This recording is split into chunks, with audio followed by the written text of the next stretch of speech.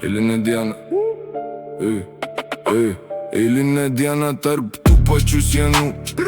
Kiekvieną dieną viskas tas pats. Toks jausmas, kad gyvenu simuliacijoje.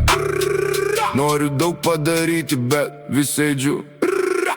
Tarp sienų uždarytas ir net grotų nereikia. Naktimis bandau rėkti, bet niekas negirdi. Mintis tos pačios, kaip viskas buvo gerai. Tačiau negaliu sugrįžti į dabartį. Nežinau, ką daryti ir kam parašyti. Galbūt čia Dievo pagalbos reik paprašyti. Artimų žmonių atsiprašyti. Ir tada žiūriu į tave ir suprantu, tu turėjai viską ir vis tiek prapisai.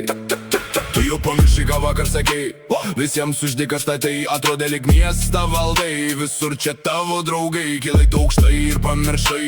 Kaip čia patekai pagalbos ir vėl tu prašai. Kažkam ir vėl netikai pas mane. Tu suka grįžai, kur tie blėt draugai.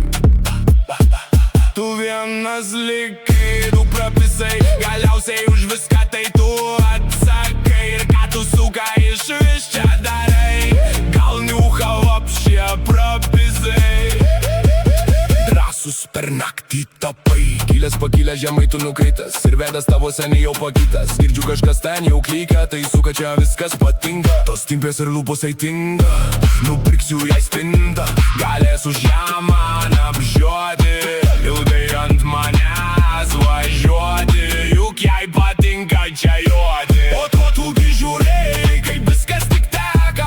O tu gi žiūrėjai, kaip ji nubėga. Nes tu prapisai viską, ką turėjai. Dabar stovi tuščias ir vėl verkšlenė. Čia ne tavo rajonas, čia ne tavo erdvė. Išeik kol gali, kol dar yra vieta kur eiti. Visi matė, niekas nesakė. Dabar visi žino, bet jau per vėlu.